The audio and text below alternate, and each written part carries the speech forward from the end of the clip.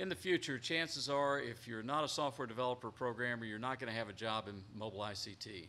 Today we're going to be meeting with Richard Schwartz, who has a long-time career with some of the top names in software development. Richard, thanks for joining us today. But first, let's have a few words from our sponsors, Telecom Careers and CommScope.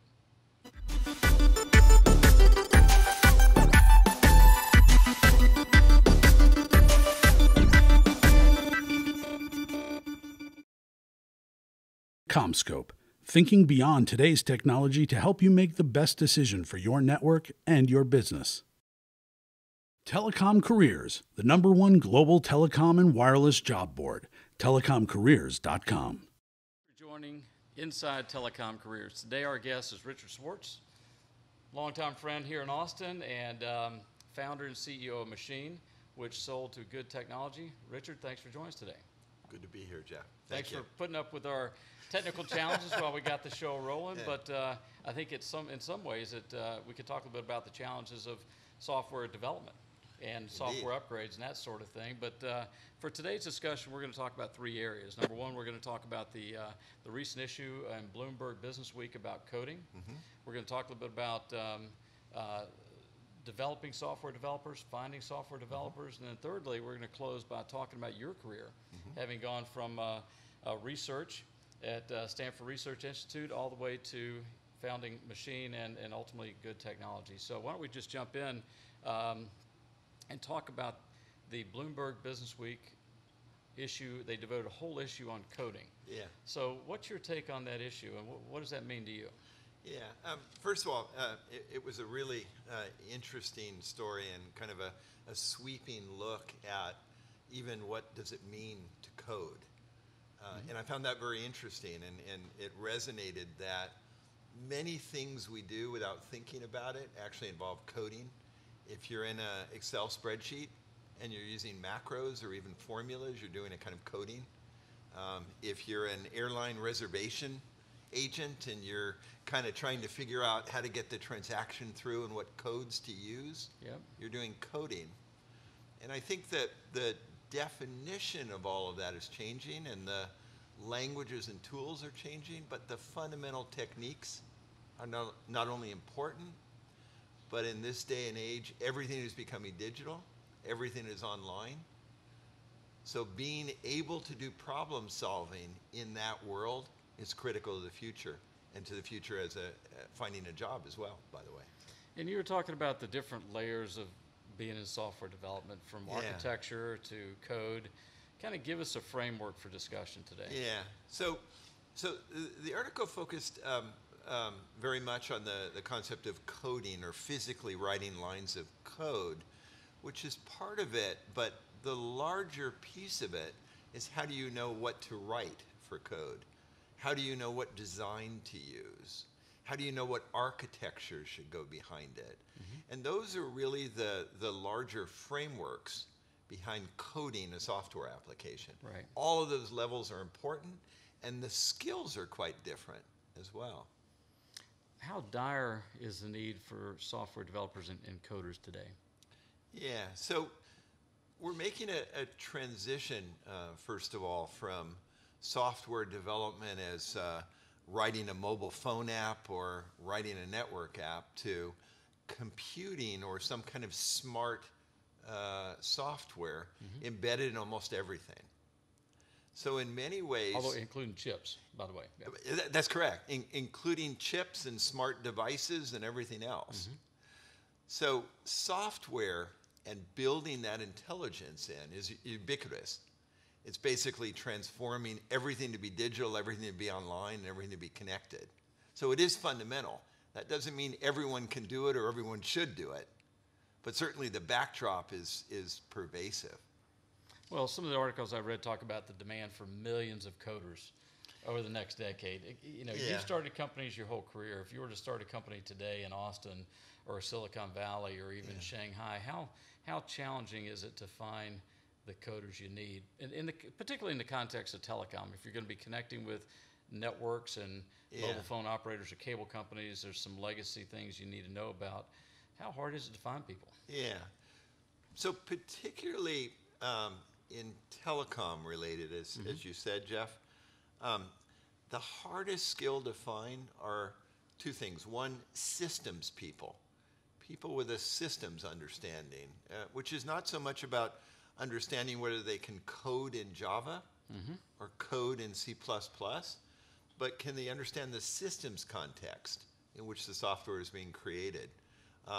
Something about the architecture of the telecom network, the carrier infrastructure, how to do a high scale or low latency, or where the code is running, or where the code needs to run. And that kind of systems understanding is the hardest skill to find. It's easier to find people who can write code. It's harder to find people that can understand that bigger context. And a lot of the new applications, in answer to the question about looking at new systems and new applications, a lot of it is you can't find people that have an exact background in all of the pieces of the software that's being brought together. So you need people that are adaptable, that can learn, that are flexible to extend their skills. That's a very hard skill to find, and often is something you have to nurture internally from people that have part of that background, but can be grown into the rest of it. Does that make sense? Yep, absolutely. We're going to talk in a minute a little bit more about the people side, developing people. Yeah. But I want to jump back to the bigger picture in terms of how do you stay on top of the changes from the old C++ or C days to the Ruby on Rails, Python, Node.js. I mean, you've been through it all. Yeah. Lisp, et cetera, Swift. How do you stay on top of that? And how do you? And then we'll talk about how do you make decisions when you're launching a new service or software development company. How do you make decisions about architecture, compiler, et cetera? It's a good question. First of all, the building blocks have changed a lot over time. Less about the programming languages, which, by the way, have fundamentally changed, going from, as you said, a compile and debug model around C or C++ or Objective-C to Java, to web services. But more critically, looking at the big building blocks, the frameworks, the pre-built applications and objects and web services that you call upon, looking to see what range of building blocks are available and how they apply to the problem you're trying to solve, and constantly looking for things like that that allow you to take the next step, whether it's for scalability or major feature enhancement or global expansion. That, for me, is the hardest part, but also the most exciting part. And it costs fundamentally less because of those large building blocks to build and develop and release software today than perhaps a decade or more ago. Can you quantify that shift where you get to a point where you're looking at a new platform or new architecture or a new language and you're saying, I think this is ready. I'm ready to make this investment in this newest widget or whatever it may be. Can you quantify the cost of savings or time in terms of being able to get that product to market or to take products to market?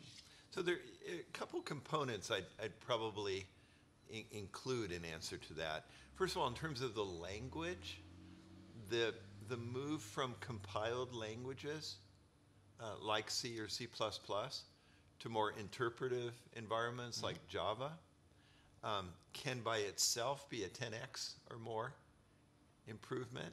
It can also lead to sloppy techniques.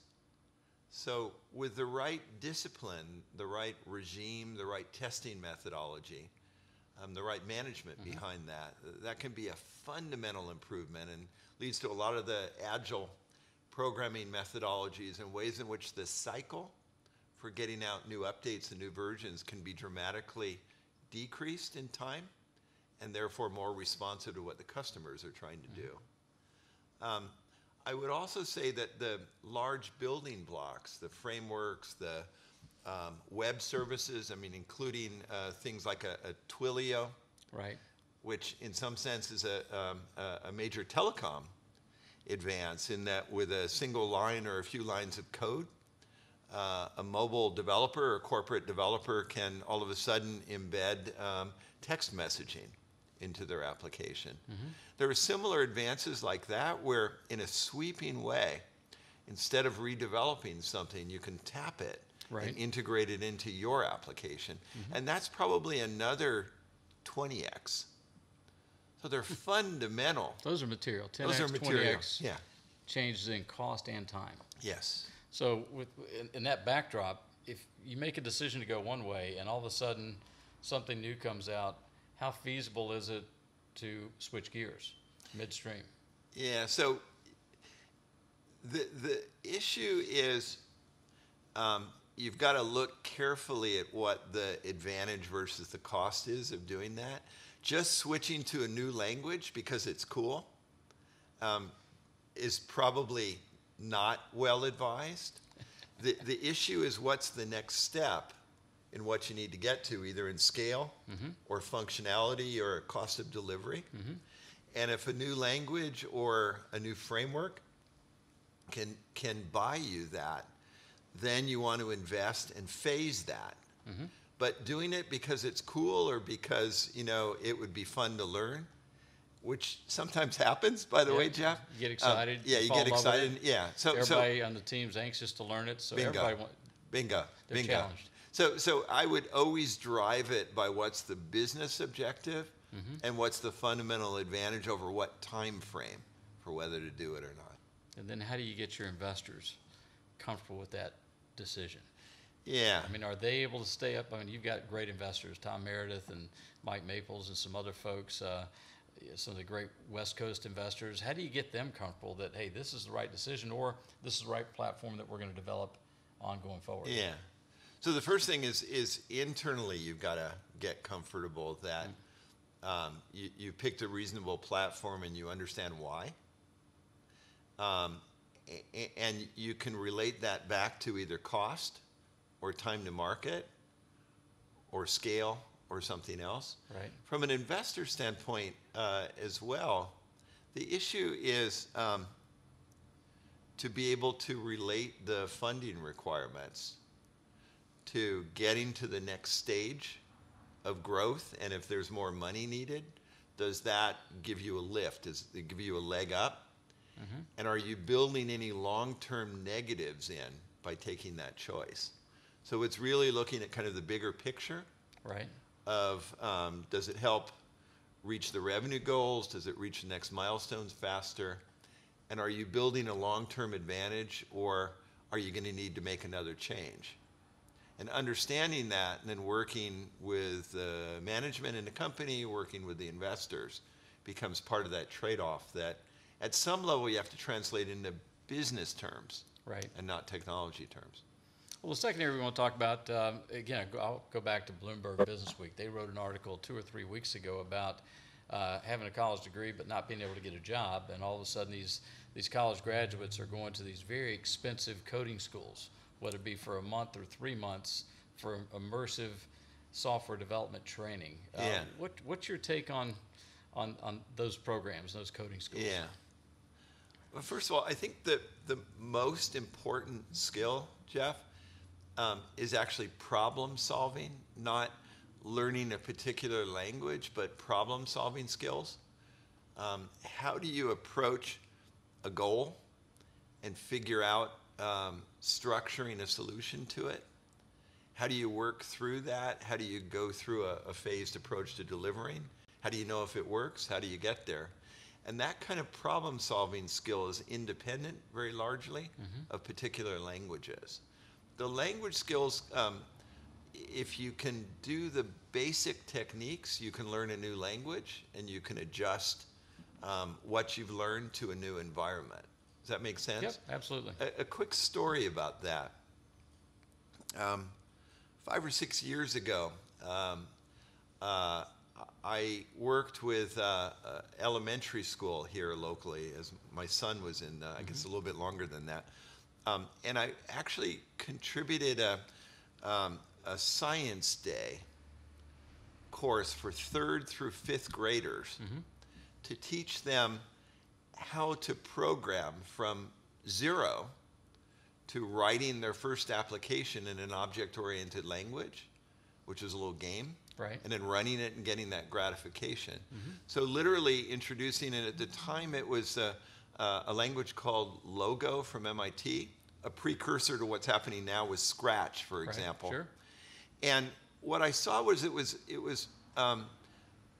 pretty straightforward to getting the 3rd through 5th graders to understand the abstract concepts and then deliver it. Hard part for them was typing, by the way. Interesting.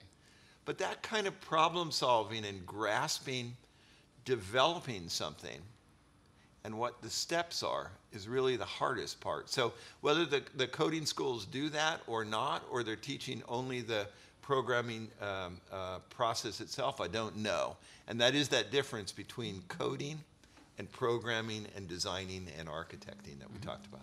Well, in a minute we're going to talk about Macheen specifically, but I do want to take a step back and come back to these coding schools. You know, what I see is you've got computer scientists coming out of the colleges, and they certainly know how to program, and I'm sure they're very smart, but they may want to do things that aren't what the company needs right away. The line coders, okay? And then you've got business people or liberal arts people graduating from schools or coming out of high school that read what you read about Uber and Lyft and all these high valuation unicorns in the world, and they want a job in software. Yes.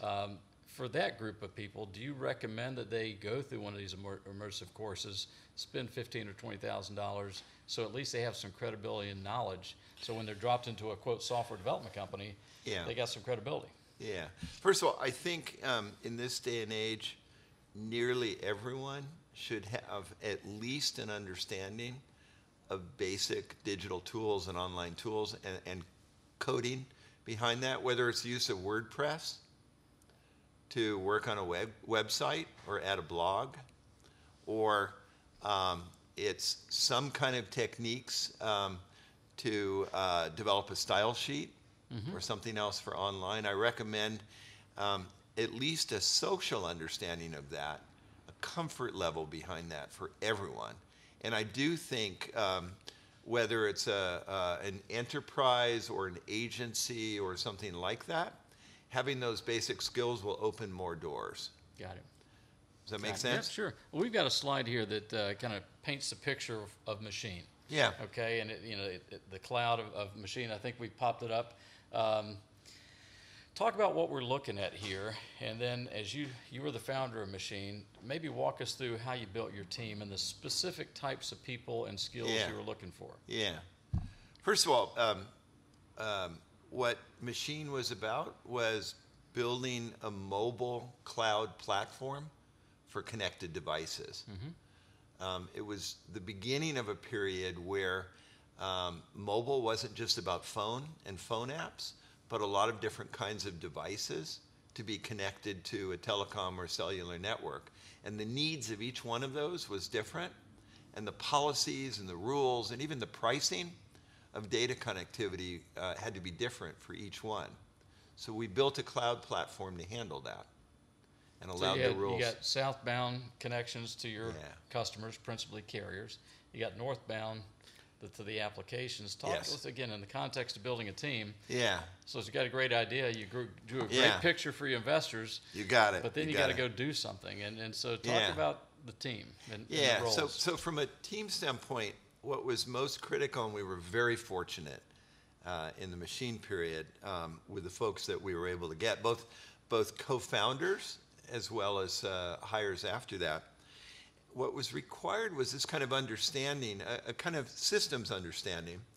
First, what it meant to connect to the carriers, what it meant to have cellular data and the implications of that, but also what it meant to consume the data within, whether it's a camera or a tablet or other kinds of devices. So at once, really an understanding, which didn't exist prior because there was no market. Nobody had any training in connected device cloud services. On the northbound side.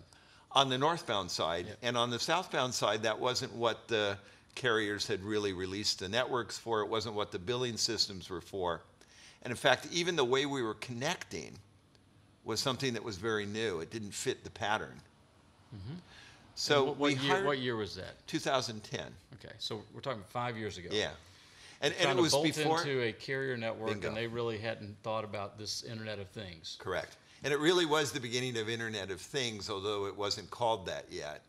And it was sort of the branching out beyond the first machine to machine that was very narrow band. So we were doing broadband connectivity for new devices and new applications and trying to figure out with the carrier how to interconnect with them and what business models made sense. And we had to hire people that in most cases didn't come out of a traditional telecom background. They might have had something in that environment, but also did some online or did some mobile app. We had to weave that together from the skills and a background and then team people together so they learn and cross-fertilize. So talk more about some of, I think Glenda, as I recall, I came by your office back in, I think, 2011. Yes. And Glenda came from MCI? She came from MCI. She came from Sybase. Okay. She came from Metasolv, BSS, and OSS. Sure, yeah. So Does she that make knew, sense? yeah, she knew the language to speak with carriers. Exactly. Now, was she a programmer per se? Did she have an engineering background, or was she more the program manager, business person that could lead a process?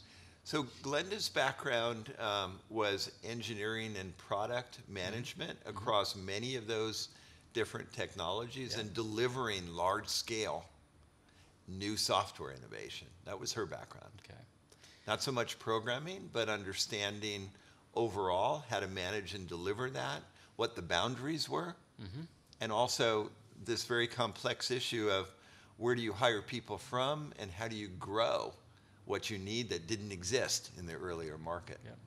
So earlier you talked about the need to find people that were good problem solvers. That's a given. Yeah. But then you said the harder people to find were people that had systems understanding. Yeah. When you're interviewing somebody, how do you interview for systems understanding? Because everybody can learn the right words, but how do you know you're getting the right person? It's tough, first of all. The best hires are people that you've worked with before. Right. The second best are people that have worked with people that you're working with. So where there's some more in-depth understanding of what people actually do and what they're like in a group and how they think, how team-oriented they are, how flexible they are. In a pure interview process, it is harder. You kind of need to ask some off-the-wall questions, which don't... Like what? Because you're going to flush me out pretty quickly if somebody doesn't understand it. But what would be a question you might ask? You know, suppose you were trying to figure out, you know, this Uber thing. I wonder what had to happen in the network for that. Or, boy, they're going global. What do you think that involves? Or what do you think the scaling issues are of doing something like the mobile phone app? What do you think would need to happen if there were 1 million users of that instead of 5,000 or 10,000? Or questions that are actually looking to see how they can think through. Again, more of a systems perspective or a limitation or what's involved. What you're looking for is their thought process. Not exactly what they know, but their ability to think on their feet and apply problem solving and pattern matching from things that maybe in an earlier period was a different problem they had to solve. And what you're listening for is how they approach that and how they might apply that in a new context they hadn't thought about before. That's the skill that you really want to hire for. And it's a bit tough. Have you seen seismic shifts or milestones over the last 20 years? Have you went from Borland to Vignette to your other Solomio and others. Have you seen shifts in the industry and shifts in the types of people, radical, not just incremental, but material shifts? And if so, what were they? Yeah. First of all, the earlier days, things were either an app running on the computer, running on the mobile phone, or it was a website, and there was nothing else. It was one or the other. What you're seeing now is more of a distributed architecture a distributed application where you might be running something on the device and you're running a back end or a set of back ends that are talking to each other in the cloud. And what you have to architect, again with the systems perspective, is how does that come together and how do you decide what to run where? A lot of the modern architectures, sort of mobile backend as a service and federated cloud architecture, you're trying to hide somehow what's happening where, so you're not so dependent on where it's running, either whether it's running on the device or in the cloud, or how many clouds or how they're talking to each other. And that's a seismic shift, not only in how it's developed, but in terms of how easy it is to scale globally into large numbers of users. It brings its own set of problems and challenges. But it's like the fact that it's great. You might be able to bring in an analytics or a graphing or a e-commerce backend, maybe in a few lines of code because there's some online service or web service that you can bring in. But you need to understand what the evolution is of that service or that application and how it impacts your delivery. So when there are revisions of that, do you have a way to control that so you know the impact? And what's the workflow behind that? Yep. So the kind of building in the large in that respect is a huge leg up. That's the advantage that we talked about before, the 10x or 20x or 30x. The disadvantage of that is it forces more of that system thinking. Right. And again, puts pressure on having folks on your team that can think about that and anticipate the problems so it doesn't all come crashing down. So going back to the seismic shift, you talked about 5 years ago, the carriers weren't even thinking about Internet of Things, okay? Yeah. And you launched Macheen to create this cloud and federated capability. Yeah. How has the carrier mentality changed in 5 years about the Internet of Everything and the demand to open up more network elements, to open up more of their BSS, OSS, which for what seems like a century was kind of behind the Iron Curtain, if you will. You got it. Yeah, I think with a combination of techniques, open standards in the IN world, a set of other APIs and web services, either from the carrier or from partners working with the carrier.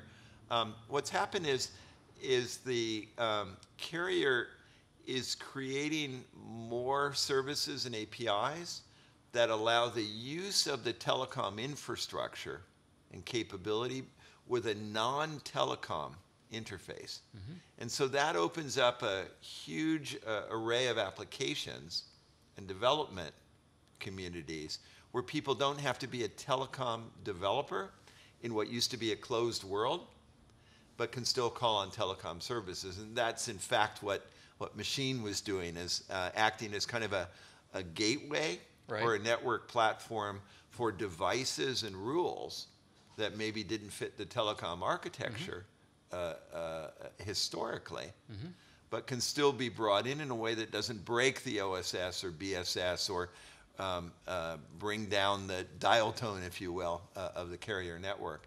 And the carriers have been working on a long-term evolution to open that up in a safe way, being careful of security and the scalability. And all that is kind of in an open systems world, new and retaining the best of the carrier, but in a more open and flexible architecture. Okay. Well, let's move to the final area of discussion. It's really your career. Maybe walk us through some of the milestones. You have a PhD in computer science from UCLA. Yep. You went to Stanford Research Institute. Yep. Just walk us through some of the milestones, and then we'll get to where does Macheen fit into good. But let's hit some of the high points. Yeah. So, my PhD is from UCLA. I was part of the early ARPANET work. Yep. UCLA was one of the main centers of that. And my research, first at UCLA and then at SRI, was on the development of new programming languages and looking to create techniques to deliver reliable software. So what kinds of programming languages and validation techniques could allow software in very high security or high reliability contexts, whether it's financial services or airplanes that are running by computer instead of by the pilot and control, nuclear reactors. How do those types of applications function? In that period of time, I kind of got the bug and started to work with one of my research colleagues on what became a commercial database application, venture capital funded. And I left research, formed a company, got venture capital, released a product first in the desktop days, Right. and that was the Borland period. And then I kept going and did another company in the online world, which became ultimately part of Vignette. Right. And the first mobile applications. What year was that? Oh boy. We don't want to date ourselves too Yeah, I much. can't do that, man. Must have been mid-90s, Okay. something like that. Yep. And in the early 2000s, started working on the first mobile applications and how mobile can mean more than an application in a mobile phone. And that involved more carrier interaction, Right. more call control and IN, weaving together text messaging together with phone calls, together with mobile data. And that led through the mid-2000s, 2007 or 8, some work with Right. OpenWave. So you founded Solomio Yeah. in that period of time, and that sold to OpenWave. Is that right? Yeah, so my first company merged with Borland Yep. in the early days. My second company, Diffusion, partnered with Netscape, was acquired by Vignette, Right. brought me to Austin. Third company was Solomio, which was formed to work with the carriers as partners, the sort of early days of combining mobile data with call control for new Right. services. And then that led to Macheen. In seeing later, Solomio was acquired by OpenWave. I was at OpenWave running Right. and so forth. And what we started to see, together with some of the other founders This is of 2010 era now. Exactly. So now, fast forward to 2010, you could start to see that the carriers had a very key asset with the cellular network for ubiquitous connectivity, but it was really designed around the phone. And now, as more devices and the Internet of Things was starting to come, what we saw was the need for this cloud platform that would use the best of what the carrier could offer, but with a new platform to avoid the limitations of what was designed for the phone era. And that's what led to Macheen, as we talked about. And at that point you talked earlier about narrow beam versus broadband. Yeah. Help people really understand how dramatic that was in the way you set up Macheen. Yeah. That broadband mobile network that Yeah. the carriers could leverage. Yeah, so broadband changes the rules and the economics. When you have a little trickle of a few kilobytes or a megabyte or two per month, there are a lot of ways in which you can organize and integrate. Now, where you have a pipe that might be used for, say, in a car, it might be used for a few kilobytes for a sensor under the hood, but all of a sudden might be used for navigation on the dashboard, Right. or find a parking spot, or the person in the back seat that wants to use a hotspot so they can connect their tablet. And the issue is that you have to find a way to control and harness all that from a trickle of bandwidth to a whole fire hose of bandwidth. The Texas flood. Bingo. There you go. Bingo. And somehow for the business models Yep. and the pricing, because there's real money associated with opening that fire hose. And somehow business models and way to structure what's used and who pays for it and who pays for what part of it. That was really probably the fundamental insight behind the Macheen platform and what we ended up doing as a result. Does that make sense? Sure, absolutely. Terry, let's pop up the the Macheen picture to bring people back to the Macheen Sure. cloud and show that for a minute. And then let's switch gears and show the good technology, some of the Yeah. statistics that we pulled up that I think good publishes in terms of Yeah. number of devices connected and that sort of thing. Tell us about Good, Yeah. and then maybe talk about where Macheen fits into Good technology. Sure. So Macheen was acquired by Good Technology late last year in October. Good Technology is one of the leaders, one of the market leaders in enterprise mobility management, which is really delivering for very large customers like financial services companies, banks, insurance, and the like, a whole suite of secure mobile applications so that the basic business applications can be protected and be delivered and controlled, whether it's on a company phone or tablet or a BYOD device, where the employee brings it in. Macheen is now part of that substrate, part of the platform for Good, to allow a lot of different devices to be connected, and the tie-in back to the carrier, so the connectivity required for the mobile applications that are being deployed can be supplied or data included, much like the Amazon Kindle, for example, did that for buying a book and having it downloaded. We're now doing that in the larger Good context for mobility applications that are delivered. And that's the combination of Macheen together with a Good portfolio. And talk a little bit about your role as you moved into the Good organization. You're now head of business, carrier business. What does that really mean? Yeah, what it really means, I run the overall global business for working with carriers, partnering with carriers, allowing the Good portfolio to be resold by carriers, as well as some of our products that have a deep connection into the carrier to enable this kind of data included to perform. So it's both around the software as well as the business development relationship. So Good had major market share with the enterprise. Macheen had in-depth relationships and connectivity to the carrier market. As you kind of look at the business going forward, how do you see that business evolving over the next 12 to 18 months in general? Yeah, so... And actually, I want to include policy. Where does policy fit, policy enforcement fit into this, whether it be enterprise or carrier rolling out new services? Yeah. Really, and this is back to the Macheen perspective, right? What Macheen was about doing was enabling each enterprise or each device manufacturer to set the rules about how the cellular network is used and how security is enforced with portals and tools on their own, without requiring the carrier to necessarily know or set that. So it was effectively exporting a kind of policy and allowing the specialization of that, the enforcement of that, on an enterprise by enterprise, device by device basis. And the bridge between those two worlds is actually the Macheen connection.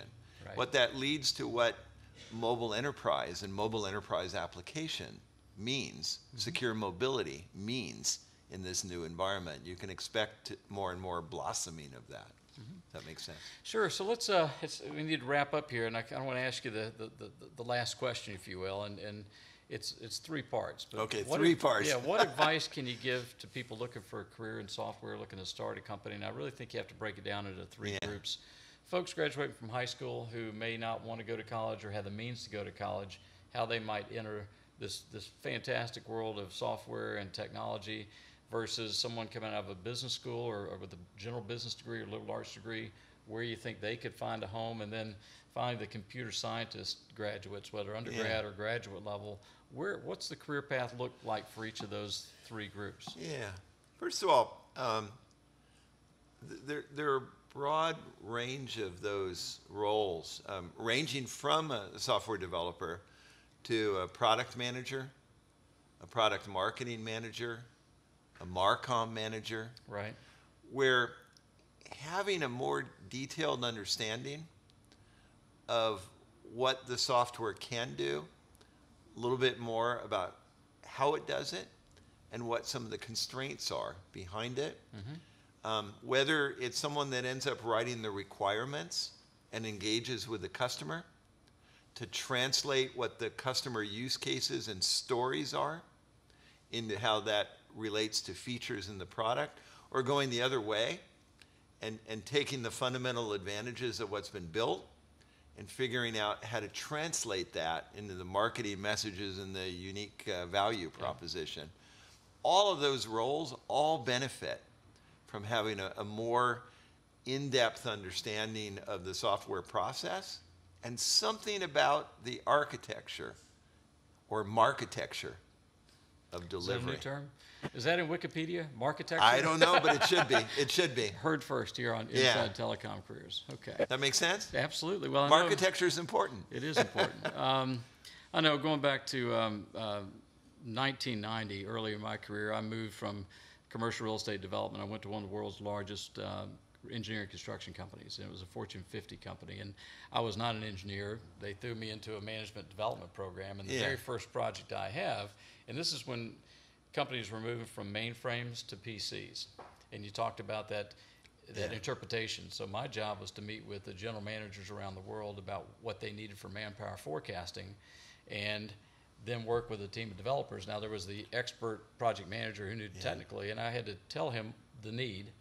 Which we were at that point in time, all the discipline managers all around the world would fill out a sheet of their head count and estimated hours by project they were going to be working. They would put them in an inter-office memo to one man. His name was Howard. I won't say his last name, but he literally would type those in to a manpower forecasting system on a mainframe. Push a button, out would come the report. Literally 30 days after, the discipline managers, the civil engineer, the structural engineers, et cetera, HVAC, sent the inter-office memo in. So our job was to develop a PC-based system whereby the discipline manager could pull up all their employees, assign them for up to 12 months or longer on a project, how many hours a week or how many hours a month, push a button, all that information would be compiled, and then within a day, senior management could see what their forecasted manpower needs were on projects, and then we took projected projects from the sales team and were able to put a manpower curve together. That's great. So again, my job was to interpret, and then once we built it, show it back to the general manager, say, is this what you asked for? And once they said yes, my job was to go around the world and actually train people on how to use it. But my point was, I never learned how to code, but I could interpret and listen and document the requirements. And again, it's back to problem solving as the basic skill, and the ability to apply that with some new rules in a new domain. That's what all of this is about. Everything else will change. The languages will change. The devices will change. The use cases will evolve. The customer expectation will change. What's constant is what you said. And it's the ability to apply that and kind of anticipate and then pattern match. Apply lessons from before in a new world. Apply your experience to try to guess one step ahead, and then validate and then translate between the customer, the developer, and so forth. So it's not only about writing code, it's about understanding enough about that and translating that into business. And that's what you were doing. Yep. Richard, thank you so much for joining us. Folks, thank you for joining Inside Telecom Careers. Thank you. Inside Telecom Careers is a production of RCR TV News. To reach Jeff Mucci or to suggest a show topic for Inside Telecom Careers, you can reach him at jmucci@rcrwireless.com. For all telecom-related news and information, please visit rcrwireless.com. To connect with the industry's top talent, please visit telecomcareers.net.